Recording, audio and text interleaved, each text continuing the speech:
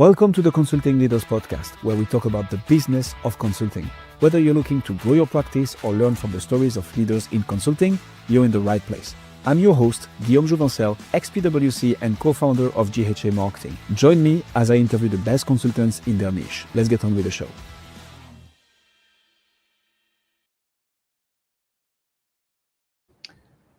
Aurora, welcome to Consulting Leaders.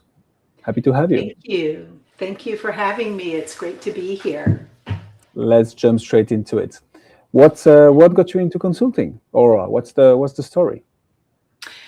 The story is actually seeing a void. I spent 28 years in corporate America across 4 different industries. I started in the retail industry, spent about a decade in the tech industry in Silicon Valley, then worked for AstraZeneca in the pharmaceutical industry and wrapped up in content and publishing.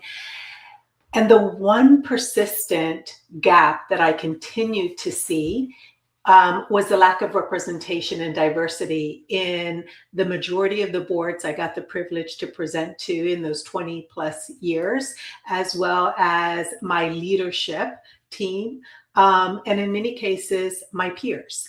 And so I know that the success I created as a transformation leader, as a P&L leader, managing and leading multi-million-dollar campaigns globally, as well as launching billion-dollar products, I know that that was fundamentally connected to the people that I chose to put around my table as my team, as well as the agency partners that I worked with, and the diversity of thought, background experiences, and intersectional identities that they represented that allowed us to have robust discussions, robust creativity and innovation to deliver both the top and bottom line of our objectives.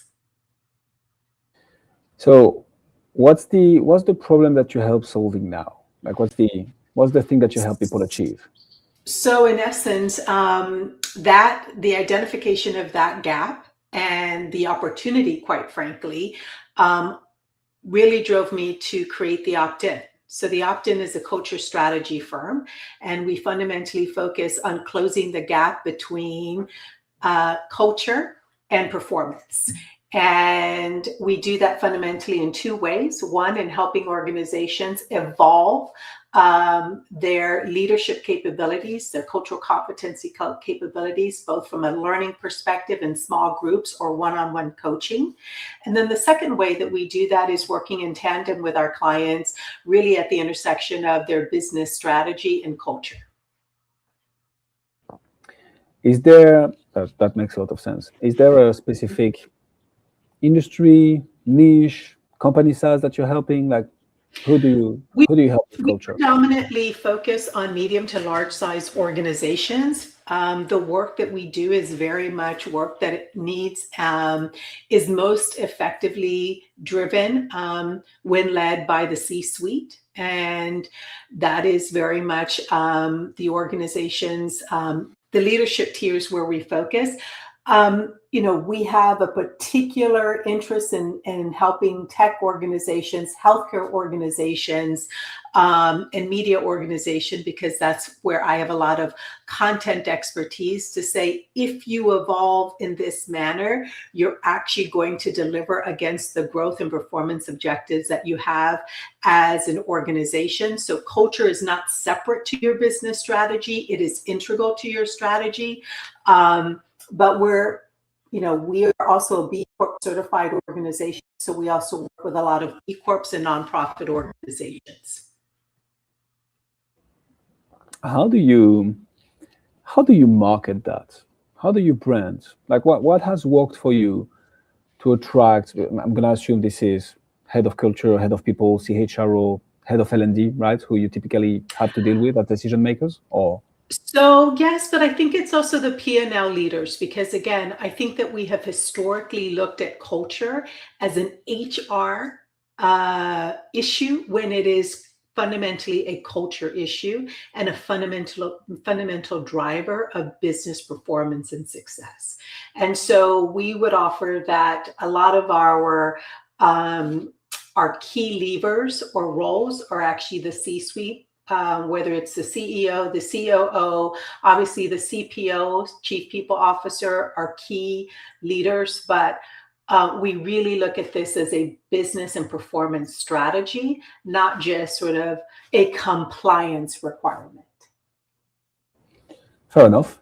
So then the question is, what has worked for you to get the attention of this C-suite, those executives, to not only become problem aware, but also like, hey, this could be for us actually. Like, what have you marketing was to get those leads, Aurora? So I think there's two things. So a lot of our work, because it is deep personal and leadership work, a lot of our work comes through referrals.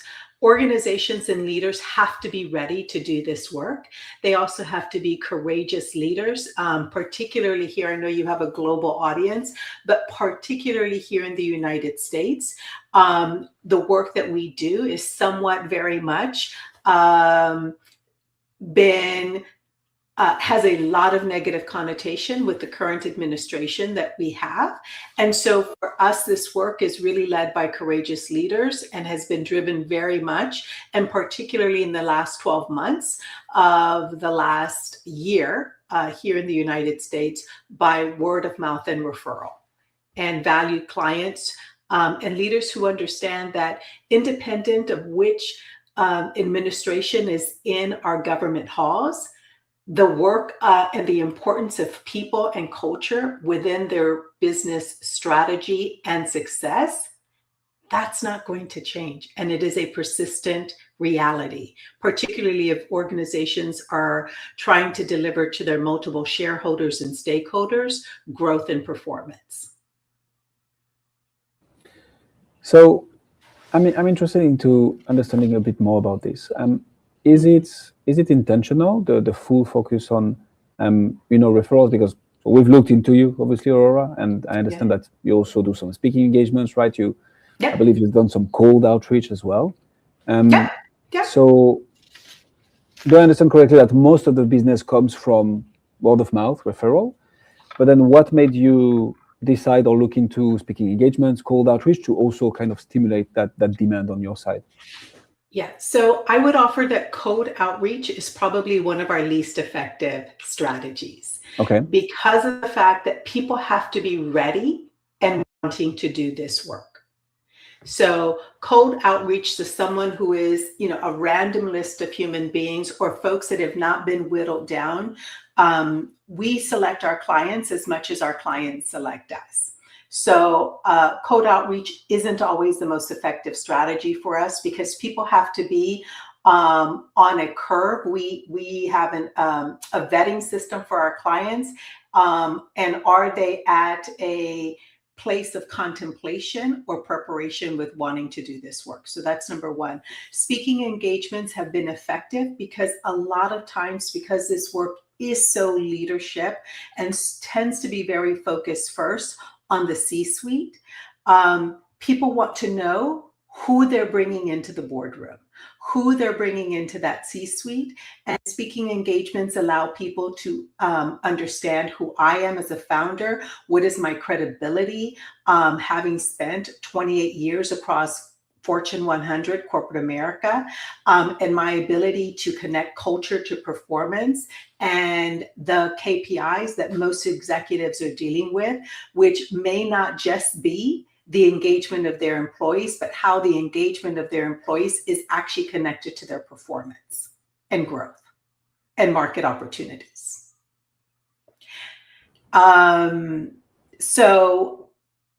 So that is the second thing. And I would also say the part where, our LinkedIn and thought leadership strategy has also been effective. And again, that is because people want to understand, who are you? What do you believe? Do you do this work from a place of judgment and shame, or do you do this work from a place of invitation and openness? So I like that because you point out a few things here that I think are valuable. And I don't think this is culture only, but like all consulting, right? There is such education is such an important part of the marketing process. As in, people might be aware that they have a problem, but they don't know the root cause of that problem. And developing awareness around, hey, the culture might be broken here. This is what might lead to the P&L not looking like what you'd like it to look like. So how have you solved that? Cold outreach, not working the most effectively, but what has worked for you beyond word of mouth, right? So people talking about you to educate that audience and those CEOs and those decision makers. Well, I think this is where our podcast has come in, right? Really connecting those dots. We have a legacy of separating people from performance. We do this in the way that we structure our organizations. You've got an HR department over here. You have a DE&I initiative over here. You have ERGs over on one side of the organization, and then you have the P&L holders on the other side. When in fact, the reality is that both of those things have to come together in order to deliver the performance. As a P&L leader, I knew that I could have the best market conditions. I could have the best competitive edge against my competitors. I could have the best product, and I could still lose in the marketplace if I didn't assemble and have the right engagement model with the people on my team. Somehow we tend to think that performance and delivery of performance is a given. We forget that people are the ones who actually deliver the performance. Those numbers don't just appear on the P&L. They are driven by people and human beings. And so a huge part of our work through our strategy on LinkedIn, through our podcast, through our speaking engagement is really to reframe and evolve the mindset around how performance and people are linked. And I would offer that education is a much longer cycle than people wanting to buy a widget, right? This is about making sure that there's an awareness of this widget compared to maybe the other 5 that are there. What I'm talking about is an actual shift in mindset that says your performance cannot be delivered unless you continue to evolve and develop the humans inside of your organization. Amen to that. I mean, this is my playground, and I don't get to talk about it a lot on this show because it's obviously, focused on the guests. So talk to me about the podcast. What made you launch the Opt-in podcast in the first place? How did you make it work for you, right? Because that's also something that a lot of consultants are playing with, the idea of launching a podcast. Some of them do, and most of them don't get the results that they want. So what made you launch it? What made you decide on this as a channel? And how did you ensure that you would make it work and that it became what it is today? Can you tell us a bit more about that? So I'm going to have to take you back to a little bit of the journey. When we launched the podcast, we absolutely launched the podcast as a B2C model. So it was actually not initially launched with the construct of a B2B model. It was launched as a B2C model, and candidly, it was launched because I was having so many conversations with my white female colleagues and my white friends that they did not have any awareness of. They had limited cultural literacy, literal cultural competency. And I launched the podcast initially through an opportunity to open the dialogue between an intersectionality of different identities and to make more public conversations that, quite frankly, most people are afraid to have in their personal lives, and that we absolutely do not have them inside of a corporate setting. So our traction and our ability to build and have honest calling in conversations that were judgment-free, were simply about education, simply about centering humanity, about centering knowledge and the sharing of knowledge between myself and one of my dear friends and business partners, Kelly Croce-Sorg, who is a white woman. That was the initial impetus of the podcast. And it continued to evolve with us as the opt-in zeroed in and said, oh my goodness, we can now bring this into a much broader B2B model. And one of the biggest pivots we made is that when we worked with one of our largest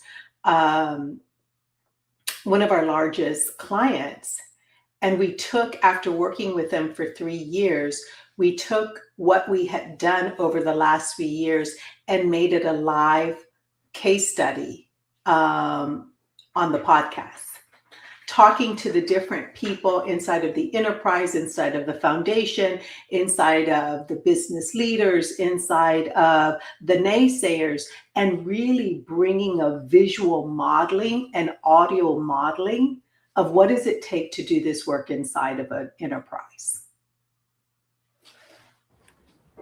Amen to that. I'm gonna just double down on a few things here, just because I think this is so good and so important. We live in a day and age where anybody can claim anything on the internet. AI has allowed that. It's not new though, people claiming stuff that are not necessarily true.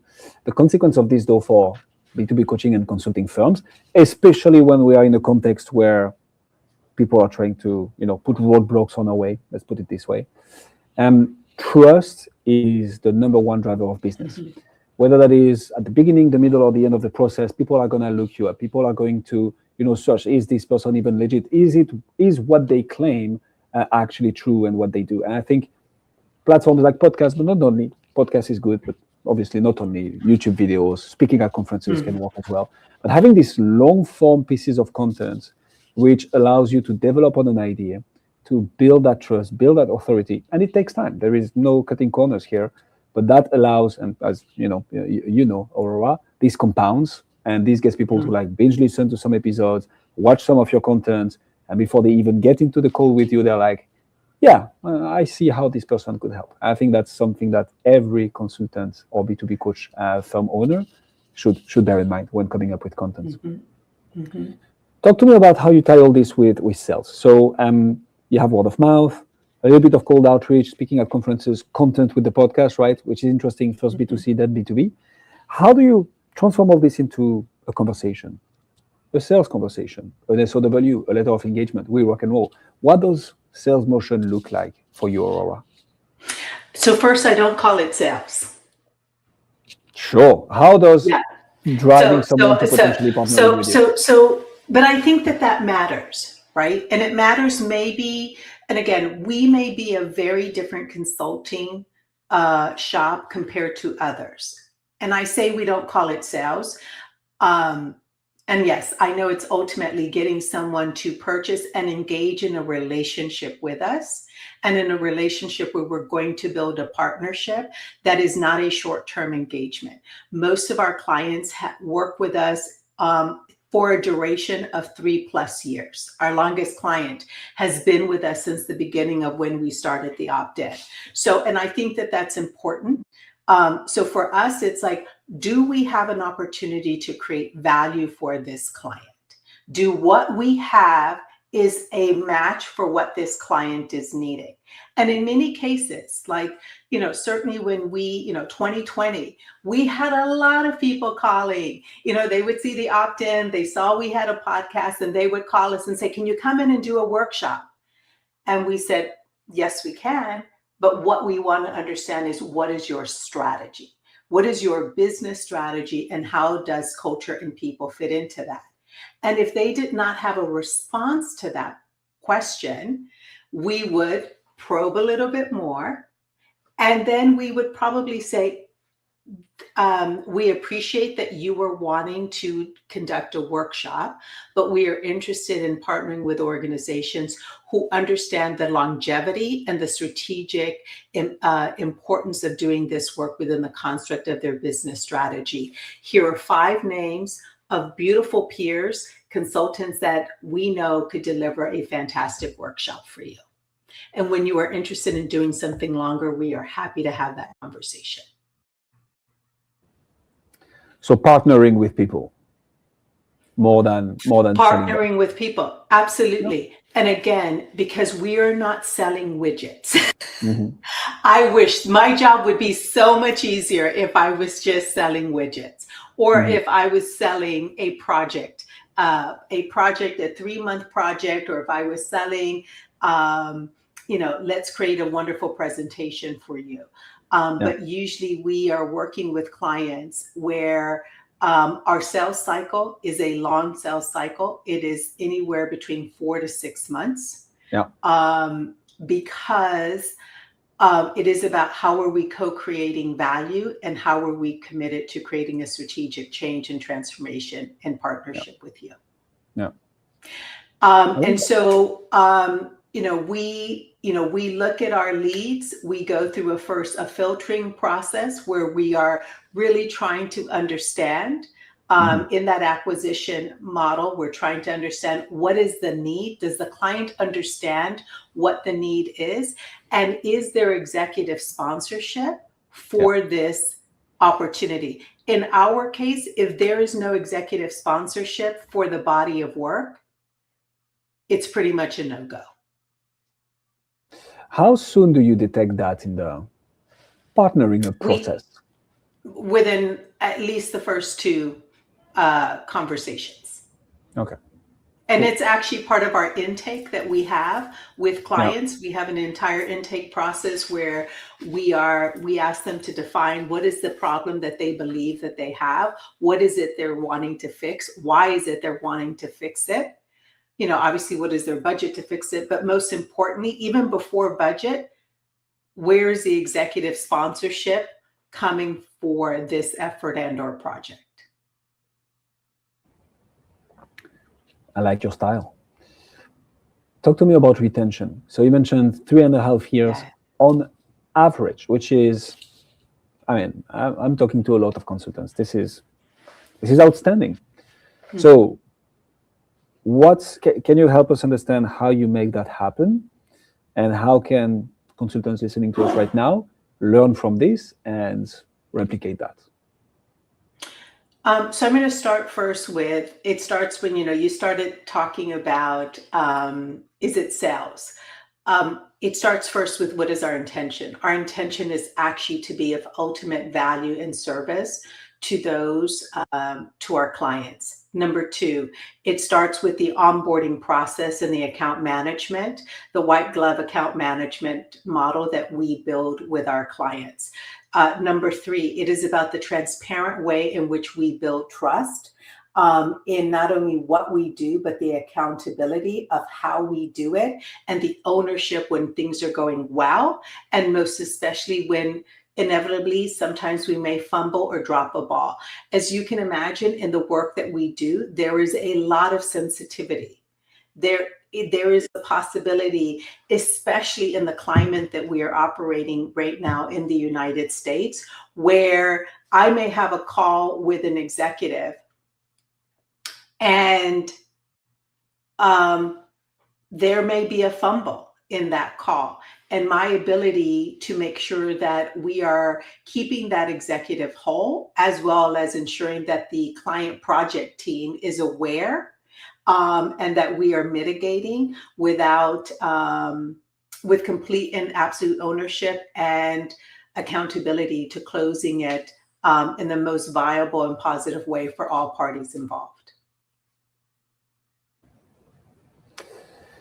I like your style, Aurora, which is why I'm going to throw a little bit of a curveball question at you now. Sure.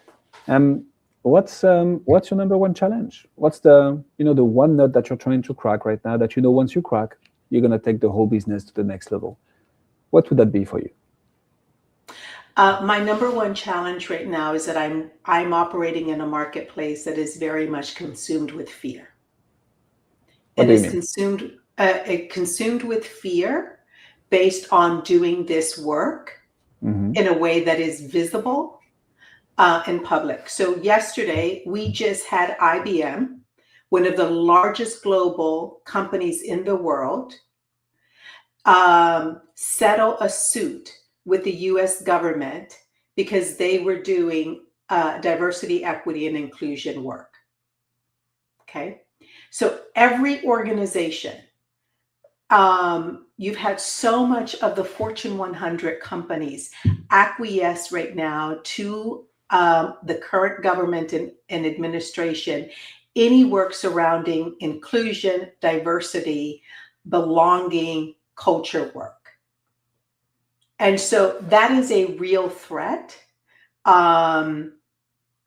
that it really makes the job of what we're doing, is finding the leaders, the needles in the haystack, the leaders who are willing to courageously continue wanting to do this work. Because the litigation is real from the government, the litigation is real from board risk, and the risk is real with regards to fear inside of organizations and people feeling that they're going to lose their job for doing this work. So thanks for sharing this, first of all. Trying to compete in an industry where the whatever context is against you is tough. But the way I think about this is, if you win in that context, as soon as the tide turns, you're primed to absolutely, yeah, exactly. So how are you thinking about solving this challenge? Like, how do you find those leaders, convince those leaders that this is still the right thing to do, and eventually partner with you so that you can help them achieve that? Like, how are you thinking about? I'm not asking this to put you on the spot, Aurora. I just think it's so interesting, because we will have consultants listening to us right now facing the same type of challenge. And it's always interesting to hear how our peers are thinking about solving the same challenge that we're facing. So yeah, what do you have in mind? Okay, so first and foremost, I would say that more than 50%, so this is not about necessarily about competition, right? So I would say that 50 to 60% of organizations our size doing this work left, became obsolete in 2025. Okay. 2 weeks after the inauguration, the US inauguration of our current administration, we had our strategic offsite where, of course, we had our growth plans, we had all the things. We scrapped all of that and said, the goal is to remain standing by the end of the year. That was the goal. And the goal was to remain standing because we believe that this work continues to be critical and important, regardless of which political administration is in office. And number two, our clients are going to need us more than ever, because what they are going to face and did face was most of us have never, ever seen in our professional careers. Okay. So number three, what I want to say going into 2026, a core objective was to remain standing, because very much as you say, this administration will come and go. There will be an inordinate amount of damage that we are already seeing in so many areas. All I have to give you is the comparison between Costco and Target, right? But I want you to name how many corporate leaders have you seen publicly push back on the political current administration?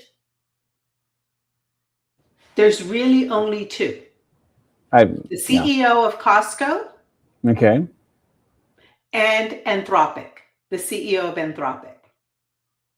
Those are the only two. Okay. One in the retail CPG space and the second one in the AI tech space. Everybody else has acquiesced, or they have chosen silence because they believe neutrality is going to save them. And what I believe is that I believe that employees and consumers do have memory. And they will remember which side leaders chose to stand on. And so our goal is to partner with leaders who are courageous enough to do this work in the United States at this political moment in time. And there's not a ton of them, but our job is to be visible, which has its consequences, but our job is to be visible. Our job is to continue to connect the dots between performance and people. And our job is to remind folks that this moment will too pass, and your people will continue to be critical for the success of your organization. And the choices you make today will be reflected in your performance and your growth come this year, come next year, and the next year. Aurora Archer, ladies and gentlemen. Aurora, if people want to find out more about you, see what you do, where should they go? They should go to theoptin.com. That's THEOPT-IN.com. And feel free to follow along at Aurora Archer on LinkedIn. We will put all the links in the description. I can say one thing for sure is that you've gained at least one new connection on LinkedIn out of this interview. Me, we are now connected, Aurora. Thank you so much for coming on Consulting Leaders. Thank you for having me. And thank you for allowing this conversation. My pleasure. Thanks for joining us on this episode of the Consulting Leaders Podcast. We hope you learned valuable lessons on how to grow your practice and take your business to the next level. Make sure to subscribe and leave us a review wherever you're listening to this show so you never miss an episode. To apply and be a guest on the show, click the link in the description. See you next time. How